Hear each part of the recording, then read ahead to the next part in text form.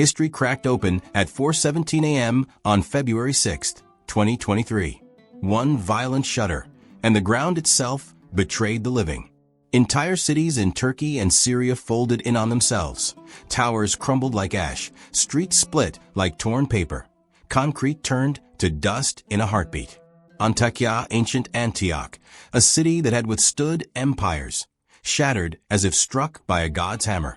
What if it wasn't just buildings collapsing? What if the very bones of the earth shifted, rewriting the map beneath our feet? The East Anatolian Fault ripped like a hidden blade, a scar stretching for hundreds of kilometers, visible from space. People vanished under rubble, while the land itself moved meters in an instant. Imagine what would happen if the world you trusted, your streets, your walls, your foundations, betrayed you without warning. This was not just an earthquake. It was a revelation written in stone, a prophecy fulfilled in screams and silence. Syria's war-torn ruins groaned under new weight. Aleppo, once a jewel of trade, reduced again to dust and shadow. What if it happened that the ground remembers every death, every collapse, every empire, and on that morning, it decided to remind us? At 4:17 a.m. on February 6, 2023, the world shifted. A tremor born beneath the soil of southern Turkey burst free, with the force of centuries of locked pressure. The earth did not whisper its warning. It struck like a blade, cutting through the silence of night. A magnitude 7.8 earthquake, centered near Gaziantep, ripped open the East Anatolian Fault, one of the most volatile seams in the planet's crust. The jolt was not a fleeting shiver. It was a rupture so violent that buildings collapsed in seconds, entire neighborhoods disintegrated into dust, and millions of lives were thrown into chaos before most had even stirred from sleep. Gaziantep, one of Turkey's oldest continuously inhabited cities, with a history stretching back thousands of years, stood at the epicenter of the disaster. Known once as a flourishing stronghold of the Byzantine and Ottoman worlds, it became the stage on which modern catastrophe struck. Residents awoke to ceilings collapsing above them, stairways crumbling beneath their feet, streets filled with screams cut short by the roar of concrete snapping like dry bone. For some, there was no awakening at all. The earth had already decided their fate. The violence of the first quake did not end the nightmare. Just hours later, at 1:24 p.m., another rupture shook the region. A 7.5 magnitude quake centered near Elbistan in Kahramanmaraş province. This was no aftershock.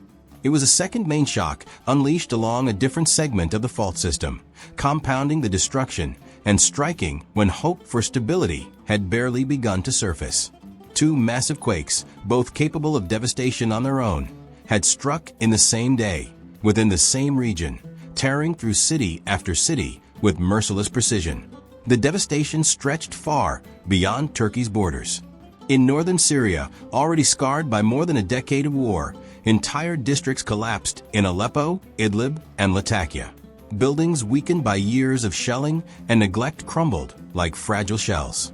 Survivors who had once endured bombings now clawed through rubble in search of relatives. In refugee camps across the borderlands, tents shook violently, and thousands who had already lost their homes to war lost what little remained. The quake carried no regard for boundaries. It was an event that stitched together the suffering of two nations under one catastrophic thread. The scale of the tremor was measured not only in magnitude, but in reach.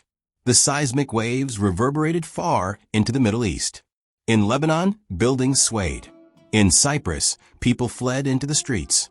In Israel, Jordan, and Egypt, the tremors rattled windows and nerves alike. Shock waves traveled through the Earth's mantle so powerfully that seismic instruments recorded the event as far away as Greenland. The planet itself had registered the violence.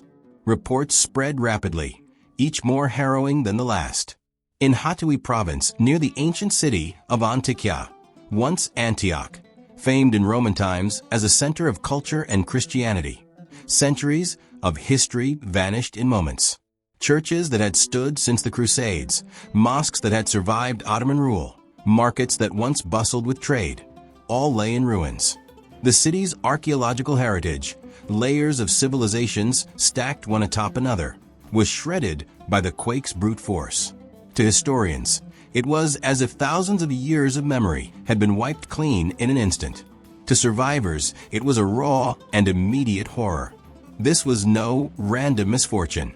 The land beneath Turkey and Syria has always been treacherous.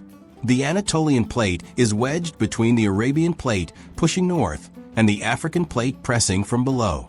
This restless geological struggle has for millennia shaped the region's terrain and defined its history. Earthquakes are woven into Anatolia's past as much as empires and wars.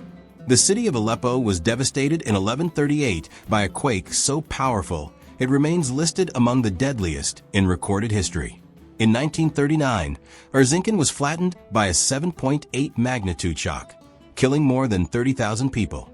In 1999, Izmit quaked, leaving 17,000 dead and shaking Turkey's confidence in its urban foundations. Every few decades, the land reminds its inhabitants that their cities rest upon shifting ground. And on February 6, 2023, the reminder came with unparalleled ferocity. Entire districts ceased to exist in seconds. Apartment blocks pancaked, trapping families in seconds-long collapses from which there was no escape.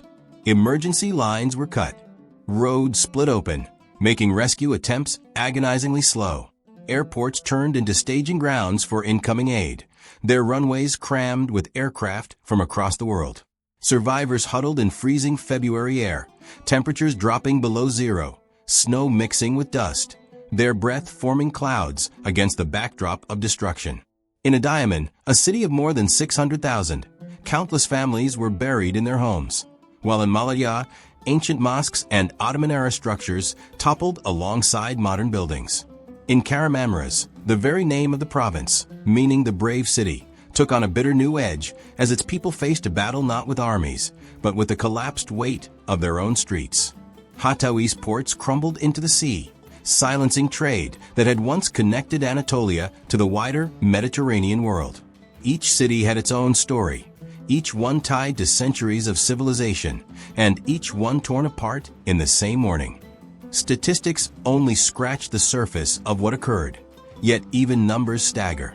Tens of thousands were killed across both countries, making it one of the deadliest quakes of the 21st century, rivaling disasters in Haiti in 2010 and Sichuan in 2008. Millions were displaced. The economic cost soared into the tens of billions, but the human cost defied measure. Families torn apart, communities erased, cultural legacies crushed. Imagine what would happen if the foundations of trust, the certainty that the earth beneath one's feet would remain steady, were ripped away in a single moment. What if it happened that centuries of human endeavor, the weight of empires, cities built brick by brick across millennia, could vanish in less time than it takes to draw a breath? That is what the morning of February 6, 2023, delivered. As the tremors subsided, the silence was as terrifying as the shaking. Survivors crawled from the ruins into a world they no longer recognized. Streets they had walked every day had transformed into canyons of rubble. The outlines of familiar buildings were replaced by jagged heaps of concrete and rebar. Mothers clutched children pulled from beneath collapsed staircases. Fathers dug with bare hands, calling into voids that gave no reply. The clock read 4:17 a.m., but time itself seemed broken, as though history had cleaved into two, the world before the quake and the world after. The earth had spoken with brutal clarity, and in doing so, it reminded humanity of a truth written not in ink, but in shifting stone, that beneath every street, every wall, every empire, the planet holds the power to erase and redraw, to claim back in seconds what took civilizations centuries to build. Beneath the soil of southern Turkey lies a fracture older than empires, a wound in the earth that has shaped the destiny of civilizations for millennia. The East Anatolian Fault stretches for more than 500 kilometers, slicing through Anatolia from the northeast near Erzincan to the Mediterranean near Hatawi. It is a strike-slip fault, a line where two massive tectonic plates grind past each other with merciless inevitability. On one side, the Anatolian plate is being squeezed westward. On the other, the Arabian plate pushes relentlessly north. To the south, the African plate presses upward, compounding the strain. The land is trapped in a geologic vice, and every few centuries, the pressure becomes unbearable. On February 6, 2023, that pressure finally broke. The quake that tore through Gaziantep and Kahramanmaraş was not sudden in the sense of time's long arc. It was the culmination of centuries of invisible conflict beneath the ground. Tectonic stress had been building silently since the last major ruptures, waiting for the moment when the fault would slip. When it did, the Earth moved with staggering violence, releasing the energy of multiple nuclear explosions in less than a minute. The ground shifted by as much as 7 meters in some places, wrenching roads apart, bending railways into twisted shapes, dragging entire villages into new positions on the map. From orbit, satellites captured scars running across the landscape, dark lines where fields and towns had been torn in two. The East Anatolian Fault has long been overshadowed by its more infamous cousin, the North Anatolian Fault, which has unleashed some of Turkey's most destructive earthquakes in the past century, including the Erzincan quake of 1939 and the Izmit quake of 1999. Yet the East Anatolian line has its own legacy, marked by centuries of devastation. Historical records speak of quakes in 1114 that flattened Maraş, modern Kahramanmaraş, killing tens of thousands. In 1513, another rupture struck along the same system, leaving Ottoman chroniclers to record the collapse of mosques, markets, and entire villages. The land has always carried this memory, storing energy in its fractures until the release becomes inevitable. In 2023, the release was catastrophic. The rupture propagated across nearly 300 kilometers of fault line, with sections slipping several meters in an instant. To grasp the violence, one must consider that the Arabian Plate is pushing north at a rate of about 15 to 20 millimeters per year. That is less than the width of a fingernail each day, imperceptible to human senses. But over centuries, that movement accumulates, meters of locked, strain stored in the rocks. When the fault finally slipped, it was as though centuries of motion were unleashed in one violent thrust. The ground lurched, and in that moment, cities built over generations were undone. Gaziantep province bore the brunt of this rupture. Farmlands that had once stretched unbroken were ripped by sudden ridges and trenches. Satellite imagery taken in the days after revealed entire roads offset by several meters. One lane of asphalt shifted north, the other shoved south, leaving gaping misalignments that machines could not traverse. Rivers altered course, their channels bent and kinked by the shifted land.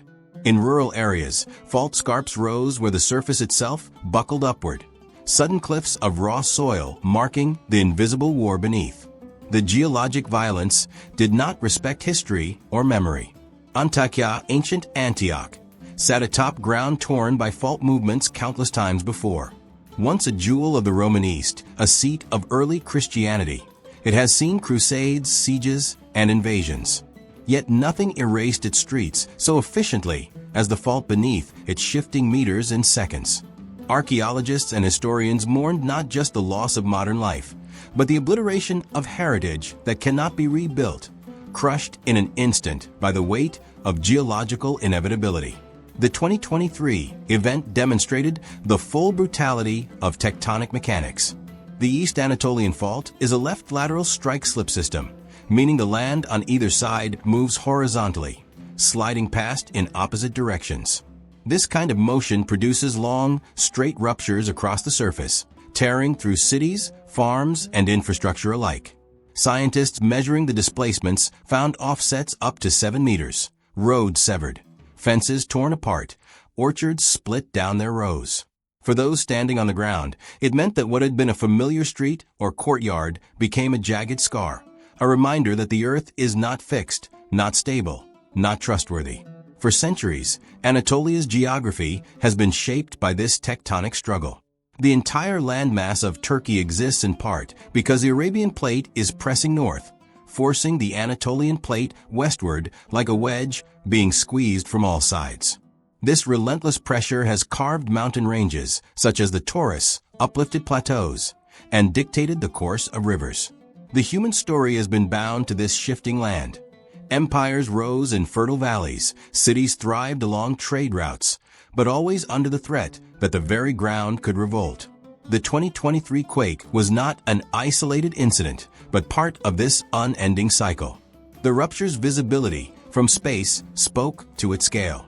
NASA and ESA satellites recorded clear linear breaks cutting through the landscape. Villages sat bisected, their outlines shifted unnaturally, as though pulled apart by invisible hands. Agricultural fields, once geometric, now bore jagged scars across their patterns. To farmers, it was not just land broken, but livelihoods fractured. To scientists, it was data etched in stone, revealing the enormity of the forces at work. To survivors, it was the brutal reminder that their soil, the foundation of homes and graves, could betray them without hesitation. The quake's legacy lies not only in collapsed buildings, but in the rearrangement of geography itself. Roads had to be rerouted where scarps blocked passage. Bridges became useless when riverbanks no longer aligned. The city of Caramameras, already struck by human loss, now sat in a landscape subtly but permanently altered. Each meter of displacement was a record of centuries of accumulated stress, a ledger of geologic conflict written not in ink, but in cracked stone and fractured asphalt. What if it happened that the very land one believes to be permanent is nothing more than a temporary arrangement of pressure and force? What if the foundations of civilization rest not on stone, but on tension, waiting silently for release? The 2023 Turkey-Syria earthquake answered those questions without mercy. It revealed the anatomy of the Earth's restlessness, showing how the collision of the Arabian, Anatolian, and African plates is not theory, but reality, not confined to maps, but etched in the collapsed walls of cities and the shifted lines of rivers. Every meter of movement traced in 2023 was a reminder of time's slow violence. Every crack in the ground testified to centuries of stored conflict released in seconds. The East Anatolian Fault is not a scar that heals, but one that continues to tear, shaping landscapes and rewriting human history with each rupture. The land beneath is never still. It waits, it remembers, it releases. On February 6, 2023, the Turkish provinces of Kahramanmaraş, Hatay, Gaziantep, Adıyaman, and Malatya ceased to be the same places they had been the day before. These were not small towns but urban centers, hubs of history and culture, where hundreds of thousands lived in homes that had stood for decades. Within seconds, entire districts were ground to dust. The force of the 7.8 magnitude quake struck at their foundations, and what centuries of empires, wars, and social upheavals had spared was undone by the violence of the earth itself.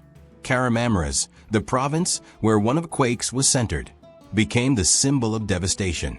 A city known for its resilience, once called the Brave City, saw neighborhoods flattened beyond recognition. Apartment blocks, some recently built, collapsed as if they had never been anchored to the ground.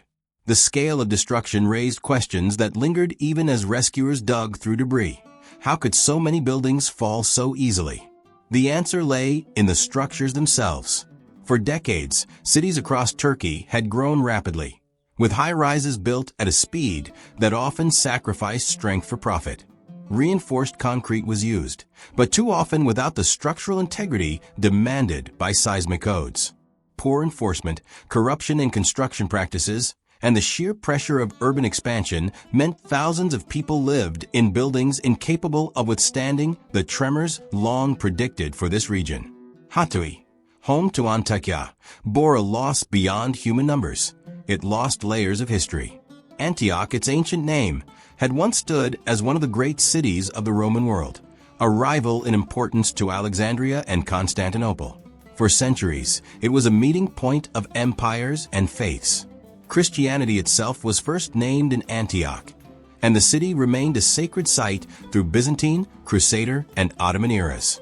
On February 6th, that history cracked and fell.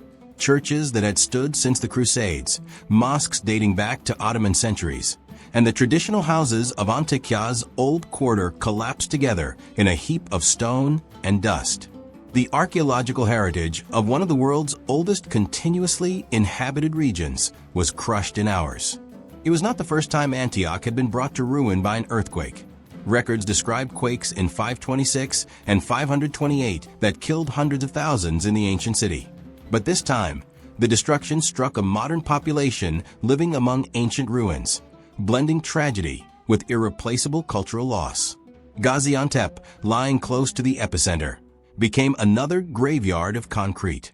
Once a fortress city guarding the routes between Mesopotamia and Anatolia, Gaziantep grew into a thriving metropolis with more than 2 million residents by 2023. Its citadel, perched on a hill since Roman times, watched as districts at its base collapsed into rubble. High-rise apartments fell like dominoes, trapping entire families. The city's modern pride, its industrial strength, its expanding skyline, became its vulnerability. The urban density, the sheer number of people packed into towering blocks, amplified the human toll. Streets filled with markets and schools were unrecognizable, replaced by canyons of broken rebar and twisted concrete slabs. Adiyaman, a province known for its proximity to Mount Nemrut and the colossal stone statues left by the kingdom of Commagene, saw devastation that extended into the fabric of its towns and villages. Entire apartment complexes were erased. Families that had lived in the same neighborhood for generations saw every home reduced to rubble within minutes. Survivors camped among the ruins, staring at streets where not a single building stood upright.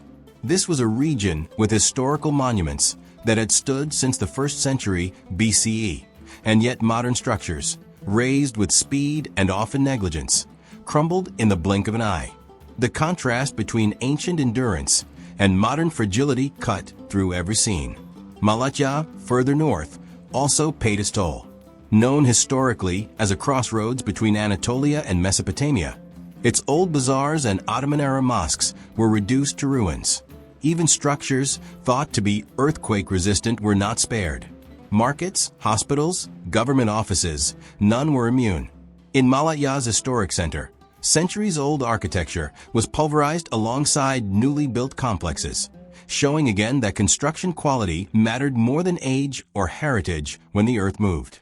The vulnerability of these cities was not hidden before 2023. Turkey sits atop 2 major fault systems, the North Anatolian Fault and the East Anatolian Fault. For decades, seismologists warned of the danger, especially after the 1999 Izmit earthquake killed more than 17,000 people and spurred promises of stricter building codes. And yet, in city after city, regulations were ignored. Amnesty programs legalized buildings constructed without proper safety measures. Contractors cut costs, using less steel reinforcement or low-quality concrete. Officials signed off on unsafe developments. When the quake struck, the price of those choices was paid in human lives. Antakya's destruction carried a special weight. This was not only a modern city, but a cradle of civilizations. Archaeologists had documented mosaics, ancient streets, Byzantine churches, and Ottoman houses layered one atop another. Many were gone in hours. The Habibi Necker Mosque, one of the oldest in Anatolia, collapsed. Christian churches used for centuries by local communities fell into heaps of stone. The Archaeological Museum, home to one of the richest collections of Roman mosaics, was severely damaged. What if it happened that the cultural memory of entire civilizations could be erased not by conquest, but by the Earth's own shift? That is what February 6th forced the world to confront. In Karamamras, the epicenter itself, the destruction was absolute. Hospitals were crushed, leaving survivors without medical care in the hours when it mattered most. Schools lay in ruins, their classrooms buried under debris. Rescue workers spoke of entire city blocks pancake flat, each building collapsing into the one beside it, leaving no voids where survivors might be found. The bravery of citizens digging with bare hands was matched only by the scale of what they faced. Concrete layers stacked like tombstones, trapping thousands. The echoes of past disasters reverberated in these ruins. Anatolia's history is filled with cities turned to dust by earthquakes. The 1138 Aleppo quake, the 1668 North Anatolian quake, the 1939 Erzincan quake. But the 2023 disaster was different in scale and simultaneity. Entire provinces were struck at once, with millions displaced. The vulnerability of unreinforced masonry, the fragility of high-rises built without adherence to seismic standards, the density of populations, all converged into catastrophe. From the ancient ruins of Antioch to the modern skylines of Gaziantep, from the Ottoman bazaars of Malatya to the mountain villages of Adiyaman, the February 6th earthquake collapsed not just structures, but centuries of continuity. Every fallen mosque, every shattered church, every pancaked apartment block testified to the same truth. When the earth moves along Anatolia's restless faults, cities built on fragile foundations are reduced to dust without hesitation. On February 6, 2023, when the 7.8 magnitude earthquake struck southern Turkey, its violence did not stop at the border. The shockwaves rolled into northern Syria, a land already torn apart by 12 years of civil war. Provinces such as Aleppo, Idlib, and Latakia, already scarred by bombardment, siege, and collapse, were dealt another crushing blow. The quake turned war ruins into tombs. Bombed-out buildings, weakened by years of shelling, could not withstand the shaking. They fell instantly, burying those who had survived barrel bombs, airstrikes, and street fighting. Streets once reduced to rubble by human war were reduced again, this time by the earth itself. Aleppo stood at the center of this double tragedy. For centuries, it had been one of the great cities of the Middle East, a Silk Road hub linking Mesopotamia to the Mediterranean. Merchants once crowded its bazaars, caravans passed through its gates, empires fought for its control. In the 21st century, it became synonymous with war. From 2012 to 2016, Aleppo endured one of the most brutal sieges of the Syrian conflict. Historic neighborhoods were reduced to ruins. The ancient Umayyad Mosque, first built in the 8th century, was gutted. The medieval citadel, a fortress that had survived Mongol invasions, was scarred by shellfire. By the time the earthquake struck, Aleppo was already a city fractured, its people scattered, its buildings fragile. The quake was merciless in exploiting that weakness. Cracked walls gave way, weakened towers fell, and entire districts that had barely survived the war crumbled into lifeless heaps. What if it happened that a city scarred by a decade of bombs is forced to endure the cruelty of nature's strike? Aleppo lived that answer. Idlib, to the northwest, bore its own agony. This province was the last major stronghold of the Syrian opposition, a place where displaced families from across the country had gathered after being driven from their homes by government offensives. Its population swelled with millions of refugees living in tents, makeshift shelters, and bomb-damaged homes. When the quake struck, those structures offered no defense. Tents ripped open, cinder block houses folded, and entire families were buried. The quake turned displacement camps into fields of death. Humanitarian aid was already scarce here, blocked by political divisions and the fractured nature of Syria's war.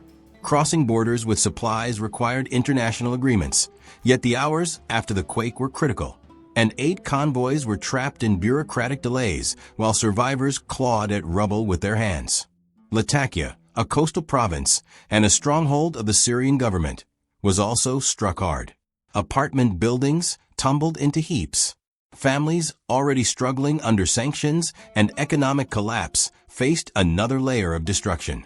Hospitals, barely functioning under shortages, were overwhelmed. The quake exposed the fragility of Syria's infrastructure everywhere. It was not simply the violence of tectonic forces, but the legacy of war, sanctions, and poverty that magnified the disaster. The numbers told a grim truth. In Syria alone, thousands were killed, tens of thousands injured, and more than 5 million displaced or left without homes. Yet statistics only sketch the surface. Every building that collapsed had already been a survivor of conflict. Every street buried in dust was already lined with ruins. The quake compounded 12 years of devastation, creating a catastrophe within a catastrophe. The political geography of Syria ensured that even in tragedy, divisions persisted. The epicenter of the humanitarian crisis lay in opposition-held areas of Idlib and northern Aleppo, regions cut off from most international aid channels. The Syrian government controlled Damascus and other territories, but had limited reach into these zones. For years, cross-border aid had entered through the Bab al-Hawa crossing from Turkey, under United Nations authorization. After the earthquake, even this lifeline was disrupted. Roads leading to the crossing were destroyed, delaying convoys for days. The result was despair layered upon despair, people trapped under rubble, while relief was held up by both collapsed infrastructure and political stalemate. The catastrophe revived memories of Aleppo's long history of earthquakes. In 1138, Aleppo had been struck by one of the deadliest earthquakes in recorded history, killing an estimated 230,000 people. Chronicles of the medieval Islamic world describe entire fortresses collapsing, towns vanishing, and the land trembling for days. For nearly 9 centuries, Aleppo had carried that memory, and in 2023, it was forced to relive the horror. History repeated not through armies or conquest, but through the shifting of plates beneath the earth. Every province struck carried its own weight of historical tragedy. Aleppo, with its citadel and bazaars once alive with trade, now stood as a graveyard of both war and quake. Idlib, already a landscape of tents, was transformed into a place where displacement became burial. Latakia, with its Mediterranean coast once bustling with commerce, now saw portside buildings crumble into dust. The earthquake was not merely a physical force, but a multiplier of vulnerability, striking populations already exhausted by conflict, siege, and displacement. The quake's cruelty lay not only in what it destroyed, but in when it struck. After 12 years of war, Syrians lived in conditions that were already among the harshest on earth. Bombardments had hollowed out cities, sanctions had gutted the economy, and millions were dependent on aid. Hospitals functioned with broken equipment and dwindling supplies. Water and electricity networks were failing. Into this environment of fragility came the earthquake, a disaster that required functioning states, coordinated relief, and stable infrastructure, none of which Syria possessed in 2023. Entire families vanished under collapsed apartment blocks in Aleppo's Al-Firdas district. In Idlib's Atma camp, mothers clawed at the ground where their children had been buried under tents. In Latakia, whole neighborhoods buckled into heaps of rubble. Survivors spoke not of one tragedy, but of living through two: the war that shattered their cities, and the quake that finished what bombs had started. What if it happened that a nation, already broken by human hands, is struck by the raw hand of the earth itself? Northern Syria lived that nightmare on February 6, 2023. The quake was not separate from the war, it was fused with it, magnifying its scars, tearing through the same cities already bleeding. The land shifted, the buildings fell, and history itself seemed to repeat the cycle of destruction that Syria had endured for centuries. Aleppo, Idlib, Latakia, names already tied to suffering, were written once more into the record of catastrophe, as if the ground itself had conspired with history to prolong their torment. Anatolia has always lived on restless ground. Its mountains, valleys, and plains are shaped not only by the civilizations that rose and fell there, but also by the relentless shifting of the earth beneath. To understand the scale of the February 6, 2023 earthquake, one must place it against a long history of devastation, a sequence of ruptures that span centuries. The land itself records this history, from medieval chronicles to seismographs, each telling of how Anatolia has been shaken again and again by forces it cannot control. The year 1138 marked one of the deadliest earthquakes in recorded history, centered near Aleppo. The chronicles of that time speak of devastation on a scale rarely imagined. Aleppo, one of the great cities of the medieval Islamic world, was surrounded by strong fortresses and bustling towns. In a single night, the ground convulsed with such fury that entire castles collapsed, towns were erased, and lives ended in uncountable numbers.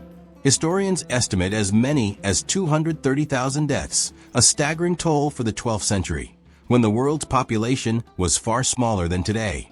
This was not an isolated tremor. It was a catastrophe that echoed across the region, remembered for centuries in the annals of both Islamic and Christian scribes. The 1138 earthquake reminded rulers and subjects alike that even the strongest stone walls and the most fortified cities stood helpless when the earth shifted. Centuries later, on August 17, 1668, the North Anatolian Fault produced the most powerful earthquake ever recorded in Turkish history. The magnitude is estimated at 7.8 to 8.0, its rupture stretching for hundreds of kilometers across northern Anatolia. The quake tore open the earth from Erzincan to Bolu, a line of destruction so long that geologists today still trace its scars. Entire villages were obliterated. Ottoman sources recount the sudden collapse of mosques, bridges, and caravanserais, centers of faith and commerce that had sustained life for generations. The quake's reach was immense. Its rupture zone extended over 400 kilometers, making it not just an Anatolian disaster, but one of the longest continental earthquakes in human memory. It marked a reminder that Anatolia's northern arc, pressed by the Eurasian and Anatolian plates, held destructive potential of staggering proportions. Then came December 27, 1939, when the city of Erzincan was struck by another magnitude 7.8 quake. In the early hours of that winter morning, as families sheltered from the cold, the ground heaved with unrelenting force. Erzincan, already vulnerable due to its position directly on the North Anatolian Fault, was reduced to rubble. More than 30,000 people died. The Turkish Republic, only 16 years old at the time, faced its first great national disaster. Entire families were lost, and the dead were buried in mass graves beneath the snow. It was not just Erzincan that suffered. The quake's effects spread across eastern Anatolia, where villages collapsed and roads cracked open. For weeks after, survivors endured freezing temperatures with little shelter. This earthquake revealed the terrible intersection of natural disaster and human fragility, a theme that would return again and again in Anatolia's seismic history. On August 17, 1999, disaster struck once more, this time near the industrial city of Izmit. At 3:02 a.m., a 7.6 magnitude earthquake ripped across the Marmara region, home to millions of people and the economic heart of Turkey. In just 45 seconds, tens of thousands of buildings collapsed. More than 17,000 lives were lost, 250,000 were left homeless, and hundreds of thousands injured. The quake devastated Galkak, Sakarya, Yalova, and other cities, its shockwaves reaching Istanbul, where high-rises swayed and panic spread. This was not a medieval city of stone, but a modern industrial hub filled with factories, highways, and apartment complexes. Yet the destruction was no less total. Rescue operations lasted for weeks, and images of survivors pulled from the rubble circulated across the world. The Izmit earthquake exposed not only the power of the earth, but the vulnerabilities of rapid urban growth, inadequate construction, and the lack of strict seismic regulations in a region known for its seismic risk. When the 2023 quake struck, it became the latest chapter in this long and brutal cycle. At 4:17 a.m. local time on February 6th, a 7.8 magnitude rupture erupted near Gaziantep, followed hours later by a 7.5 aftershock. The sequence was one of the most powerful to strike Turkey in over 80 years. In terms of scale, it mirrored Erzincan in 1939, yet in its human cost, it rivaled Izmit in 1999 and far surpassed it due to the vast destruction across two nations, southern Turkey and northern Syria. The February 2023 earthquake was not an isolated freak of nature. It was the continuation of centuries of accumulated stress along the East Anatolian Fault, a mirror of the same tectonic struggle that produced the 1668 rupture and the 1939 disaster. The Anatolian plate, squeezed between the Arabian plate pushing from the south and the Eurasian plate to the north, once again released its fury. Each of these earthquakes shares a common thread. They did not come without warning. Anatolia's geography is defined by its fault lines, the scars of collisions that have shaped its terrain. History itself records this pattern, a sequence of catastrophic quakes stretching from the Middle Ages into modern times. From Aleppo in 1138 to Erzincan in 1939, from Izmit in 1999 to Kahramanmaraş in 2023, the cycle has continued. Each time, the cost is measured in lives lost, cities broken, and history itself rewritten in rubble. What if it happened that a land forever at the crossroads of civilizations is also forever at the crossroads of tectonic forces? Anatolia is that land. To read this timeline is to trace not only geology, but also human endurance. The 1138 Aleppo quake struck a medieval city at the peak of its prosperity. The 1668 rupture shook an empire under Ottoman rule. The 1939 Erzincan disaster tested the resilience of a young republic. The 1999 Izmit quake struck at the height of Turkey's modernization. And the 2023 event crashed down on a region divided by conflict, burdened by fragile infrastructure, and filled with millions of people living in seismic zones. Each event belongs to its own era, yet all are bound together by the same fault lines under Anatolia's restless earth. This history cannot be separated from the land itself. Faults like the North Anatolian and East Anatolian are not abstract lines on a map, but living boundaries of plates grinding, colliding, and releasing their stored energy. The ruptures of 1668, 1939, 1999, and 2023 are not random.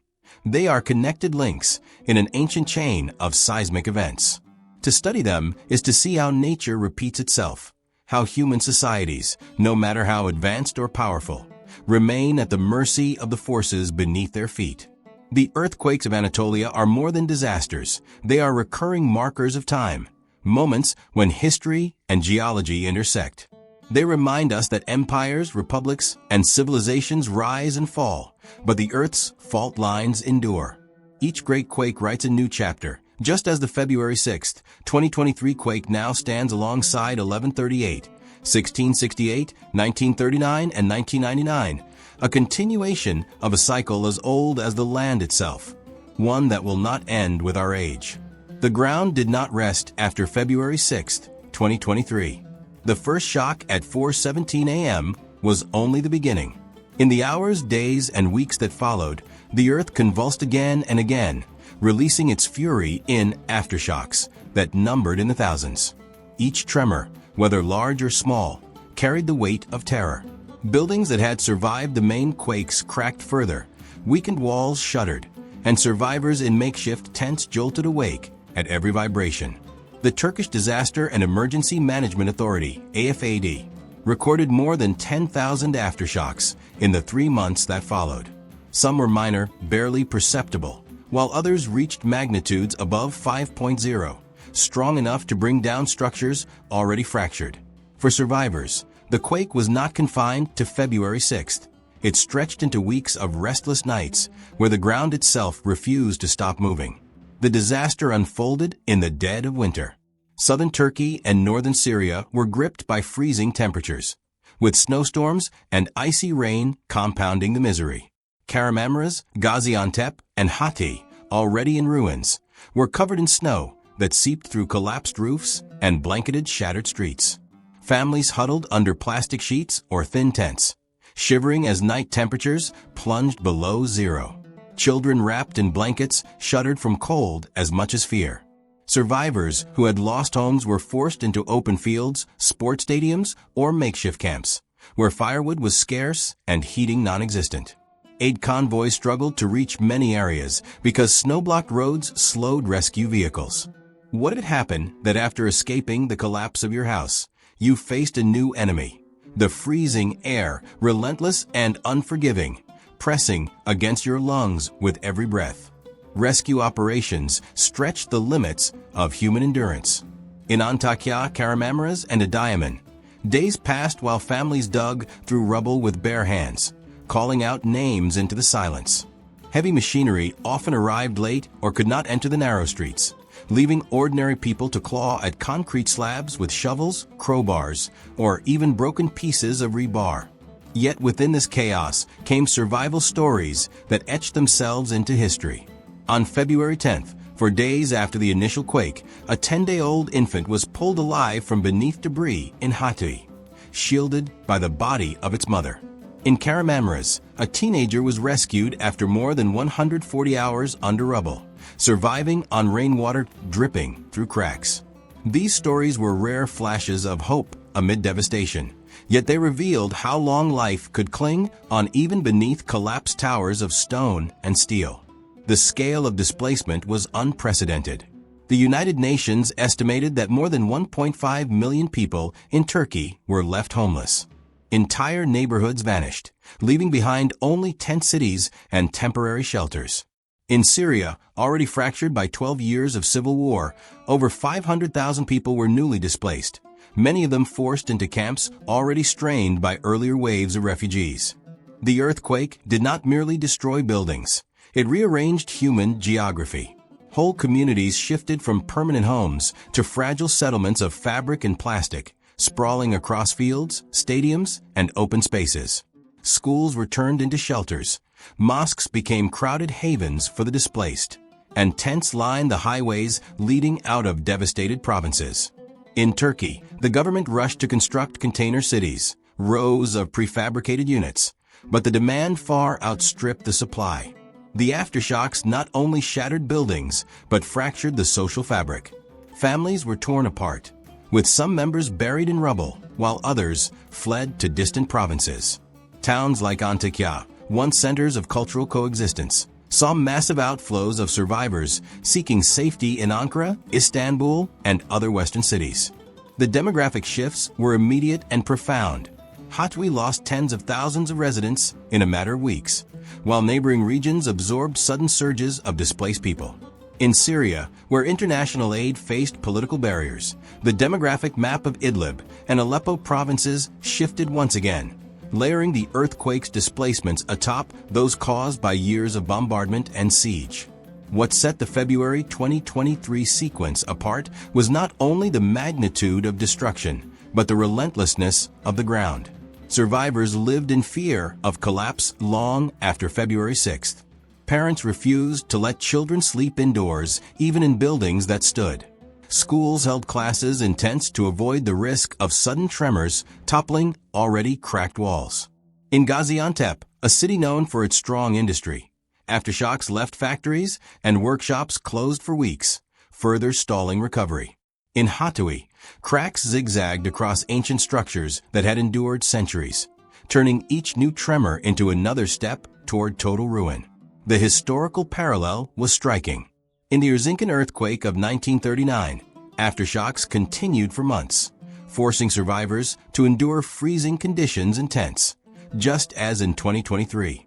The Izmit earthquake of 1999 too brought a cascade of aftershocks, stretching trauma into weeks of uncertainty. But the 2023 crisis was amplified by the season, the scale, and the scope. Two nations gripped at once in the midst of winter storms, with millions displaced across hundreds of kilometers. It was a disaster that compounded itself with each new tremor, layering fear upon fear until time itself felt broken into endless nights of waiting for the earth to shake again. International relief organizations sent thousands of tents, blankets, and heaters, yet still the need outweighed the supply. Images showed vast tent cities stretching to the horizon in Kahramanmaraş and Adıyaman. In Syria, makeshift shelters sprouted from the ruins of already destroyed towns, their thin fabric walls trembling under wind and rain. For survivors, the cold was as lethal as the falling buildings. Hypothermia, respiratory infections, and untreated wounds claimed more lives. Hospitals, already overwhelmed, treated not only the injured from collapsed buildings, but also the sickened survivors of exposure.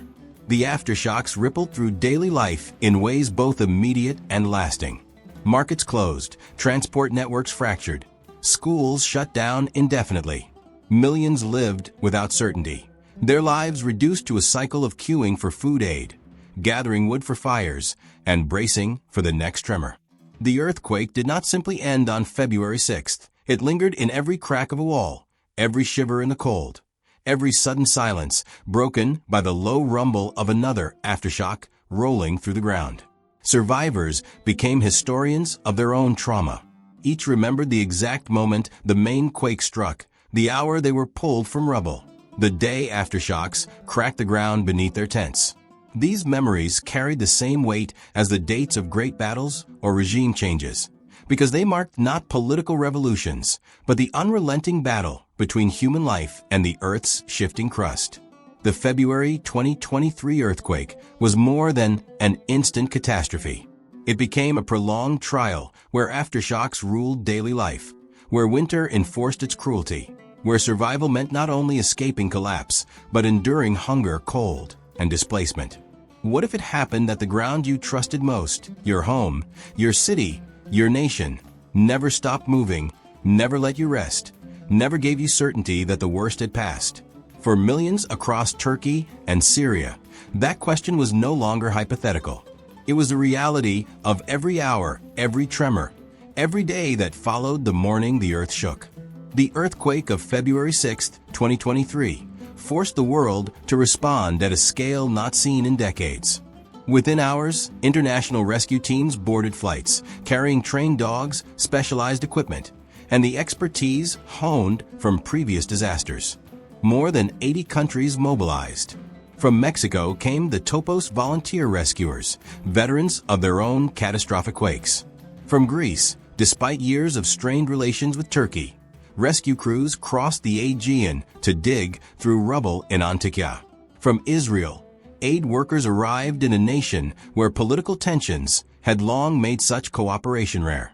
Nations as distant as Japan, South Korea, and the United States dispatched personnel, their planes landing at Turkish airports crowded with military transports, pallets of supplies, and convoys heading toward collapsed cities. The scale of this mobilization was unprecedented.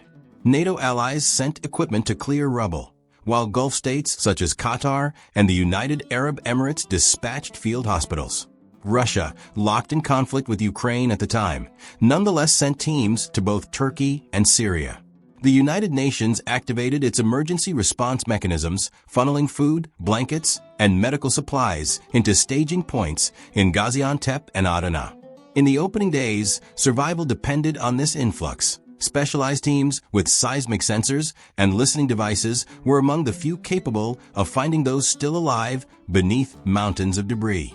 Every hour mattered, and the global response added precious capacity to an overwhelmed local effort. Yet in Syria, the response met walls as unyielding as the rubble itself. 12 years of civil war had left the nation divided into zones controlled by the Assad government, rebel forces, and Kurdish-led administrations. International sanctions and political hostilities constrained the flow of aid. In government-held areas such as Aleppo and Latakia, some shipments arrived through Damascus, coordinated by allies like Russia and Iran. But in the northwest, controlled by opposition groups, the situation was dire. The Bab al-Hawa crossing on the Turkish-Syrian border became a lifeline, the only official entry point approved by the United Nations for cross-border aid. For days after the quake, this single crossing operated as the narrow funnel through which international relief passed, leaving thousands trapped in collapsed towns like Jandaris and Haram with little assistance. The politics of aid became as visible as the collapsed towers. Western governments hesitated to send resources directly through Damascus, wary of strengthening Assad's hold, while aid convoys to opposition areas faced delays, negotiations, and obstructions. Syrian civilians pulled from rubble faced the same crushing weight of concrete, yet their survival chances diverged sharply depending on which side of the front line they lived. What had happened that a disaster of such magnitude did not erase political boundaries, but carve them even deeper? That was the reality of northern Syria in February 2023. In Turkey, the catastrophe intersected directly with politics. President Recep Tayyip Erdogan's government, in power for 2 decades, faced immediate scrutiny. In 1999, when the Izmit earthquake killed over 17,000 people, Erdogan, then rising as a political figure, had condemned the government's poor preparation. Now in 2023, critics turned the same accusations against him. Questions emerged over building regulations, enforcement of seismic codes, and the so-called construction amnesties that legalized unsafe buildings in exchange for fines. Provinces like Kahramanmaraş and Hatay had thousands of structures that crumbled instantly, and public anger grew over whether negligence had amplified the scale of destruction. The timing was critical. Turkey was only months away from national elections. Erdogan toured the devastated regions, promising swift rebuilding and pledging billions in relief. Yet survivors who had lost homes and families voiced frustration at the slow arrival of rescue crews and tents. Opposition parties seized the moment to highlight years of warnings ignored. The earthquake was not only a humanitarian disaster, it was a test of political survival for the most dominant Turkish leader in a generation. International aid further underscored geopolitical realities. Greece's rapid assistance revived the memory of earthquake diplomacy, a term coined after the mutual disasters of 1999 that had temporarily softened tensions between Athens and Ankara. Once again, tragedy forced cooperation across old divides. The United States deployed search and rescue teams while also signaling solidarity with a NATO ally. Despite ongoing strains in bilateral relations, Gulf states, competing for influence in Turkey, staged high-profile relief missions, their aircraft unloading massive supplies under the eyes of Turkish media. In Syria, aid distribution became a geopolitical theater. Russia emphasized its support for Damascus, sending planes to government-held airports and framing its response as proof of loyalty to Bashar al-Assad. The United Nations faced criticism for moving too slowly into opposition-controlled areas, constrained by its reliance on Security Council approval. It was only on February 13th, a full week after the quake, that additional border crossings were authorized to accelerate aid. By then, countless survivors in towns flattened by the tremors had gone days without proper shelter or medical care. The earthquake exposed not only tectonic fault lines, but also the political fractures of the region. Humanitarian needs collided with geopolitical calculations. In Turkey, aid arrived rapidly from dozens of nations, yet the disaster became an electoral battleground, testing the government's credibility. In Syria, the quake revealed the depth of international isolation, as civilians in rebel-held areas waited for supplies trapped in bureaucratic gridlock. What if it happened that survival itself depended not only on geology, but on the invisible borders of politics, sanctions, and alliances? That question shaped the fate of millions in February 2023. The global response carried echoes of past disasters, but at a larger scale. In 1999, foreign teams rushed to Turkey after the Izmit quake, marking one of the first major international relief mobilizations of the post-Cold War era. In 2010, Haiti's earthquake had drawn a vast humanitarian effort that revealed both the potential and the failures of global disaster response. The 2023 Turkey-Syria earthquake combined these lessons, magnified by the complexity of modern geopolitics and the sheer scope of destruction across two nations. Aid convoys continued for months, yet the initial days set the tone. Across southern Turkey, foreign rescue workers pulled survivors from ruins that local teams could not reach in time. In Syria, families dug through rubble with their hands while waiting for aid that often never came. The world responded with extraordinary speed in some places and painful delay in others. The earthquake was not only a natural disaster. It became a mirror reflecting the strengths and fractures of the international order itself, where relief and politics moved hand in hand, inseparable from the ground that shook them into motion. Anatolia has always lived under the weight of its geography. The same land that nurtured ancient civilizations and gave rise to great cities is threaded with fault lines that shift with merciless force. The East Anatolian Fault and the North Anatolian Fault are not abstract features drawn on maps. They are restless scars beneath the soil, moving slowly, building pressure, waiting for release. When the earth ripped open on February 6, 2023, it was not only cities that were shattered.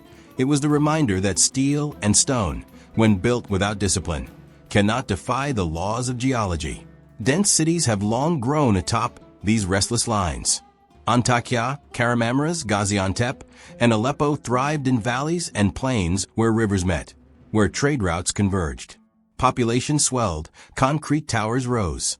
Yet many of these buildings carried fatal weaknesses. Construction booms had often prized speed and profit over safety. By 2018, millions of buildings in Turkey benefited from construction amnesties, legal pardons for violations of seismic codes. It was a gamble against nature, and on that February morning, the debt was collected in seconds. Entire apartment blocks collapsed into dust, leaving no time for escape. What had happened that the very homes built to protect turned instantly into tombs? That question hung in the silence after the shaking stopped. History had given warnings. In 1939, Erzincan was obliterated by a 7.8 magnitude quake that killed nearly 30,000 people. In 1999, Izmit suffered another catastrophic blow, 17,000 dead in a region that powered Turkey's industry. Each event sparked calls for reform, stricter codes, new laws to enforce earthquake-resistant designs. Engineers drafted regulations, governments promised enforcement. Yet across the decades, economic interests, political pressure, and negligence weakened those efforts. Buildings rose without proper steel reinforcement, foundations cut corners, permits bypassed. The knowledge of what was necessary existed. The discipline to apply it consistently did not. The quake of 2023 exposed that weakness more brutally than any audit ever could. Calls for change became urgent once more. Turkish engineers, architects, and academics pointed to the undeniable evidence. Buildings constructed to modern codes, with reinforced concrete and proper design, often remained standing even in the hardest-hit zones. Hospitals, schools, and residential towers that followed strict engineering principles endured where others crumbled. The lesson was written not in textbooks, but in the rubble itself. Survival was not random, it was built, or it was not. If earthquakes cannot be stopped, then the only defense lies in construction, in steel tied properly to concrete, in foundations that respect the soil they sit upon. Yet enforcing such a vision requires more than technical knowledge. It requires political will, regulatory honesty, and cultural acceptance that safety must stand above shortcuts. Turkey now faces the same crossroad it faced after Erzincan, after Izmit, whether to finally enforce building standards that match the magnitude of its seismic risk, or to repeat the cycle of negligence and tragedy. Every collapsed city in 2023 was both a graveyard and a classroom, teaching in the most unforgiving way what the future demands. Syria's path is even more uncertain. Aleppo, once the beating heart of trade on the Silk Road, had already been reduced by 12 years of war before the earth shook. Bombardments had hollowed its historic neighborhoods, and makeshift reconstruction lacked oversight. In Idlib and Latakia, many structures were temporary, erected without engineering guidance, their fragility plain. When the earthquake struck, buildings pancaked instantly, compounded by the war's destruction of hospitals, roads, and power grids. Rebuilding in Syria is not only a matter of money and codes. It is entangled in sanctions, fractured governance, and ongoing conflict. Even if funds arrived, who would enforce standards in rebel-held Idlib or Kurdish-administered northeast Syria? The uncertainty of authority mirrors the fragility of structures. Unstable, prone to collapse with the next shock. The land itself carries the memory of the quake in ways no rebuilding can erase. In Hatay province, fault scarps ripped open fields, displacing earth by several meters. Roads ended abruptly where asphalt was shifted sideways. Rivers subtly changed course. Agricultural land split apart. These scars are not temporary. They will remain for centuries. Visible evidence of tectonic power written into the geography of Anatolia. The East Anatolian Fault, largely quiet for centuries, revealed its potential in 2023, reshaping valleys and plains. Farmers and villagers, who once marked boundaries by trees or walls, must now confront lands split by ruptures, where ownership and terrain itself are altered forever. History tells that earthquakes do more than kill, they redraw maps. The 1668 North Anatolian earthquake, the strongest in Turkish history, left lasting geological imprints. The 1939 Erzincan quake shifted entire regions eastward by meters, altering waterways and displacing settlements. In 1999, the Izmit quake cut across highways and railways, forcing reconstruction around the scar. Now, the 2023 quake adds to this catalog of transformation, carving lines into the landscape that will outlive memory, silently marking the day when two nations were torn by the ground beneath their feet. the memory of such an event lingers beyond geography. Survivors living in tents across southern Turkey or in temporary shelters in northern Syria carry not only loss, but a lasting fear. Aftershocks numbering in the thousands kept them awake through the winter, reinforcing the lesson that the ground itself is unstable. In the collective mind of Anatolia, the earthquake is not an isolated event. It is part of an ongoing cycle that stretches across centuries, binding past tragedies to future risks. Every collapsed wall in Antakya echoes Erzincan. Every fractured street in Aleppo recalls past centuries when the earth brought kingdoms down. The cycle continues, and with it the demand that stone and steel be used differently, with respect for the restless earth. The February 2023 earthquake was not only a disaster measured in death tolls and economic loss. It was a revelation of the relationship between humanity and geology, of how civilizations balance ambition with vulnerability. Cities will rise again in Anatolia, as they have after every catastrophe, but the land beneath them has shifted permanently. Rivers redirected by fault movement will create new flood risks. Scarps will remain visible from satellite images centuries from now, and the cultural memory of collapse will shape how future generations build, or fail to build, against inevitable quakes. This is the lesson written in the ruins. Geography dictates vulnerability, but human choices dictate survival. The land cannot be tamed, but the structures raised upon it can be made resilient if knowledge is applied without compromise. In Turkey, the test lies in whether laws will be enforced and codes respected. In Syria, the tragedy is compounded by war, where reconstruction may be delayed by politics as much as by poverty. Across the region, fault lines continue to move silently unseen, yet carrying pressures that will one day release again. The quake of 2023 was another chapter in a story as old as Anatolia itself, a story written in stone, steel, and the restless earth.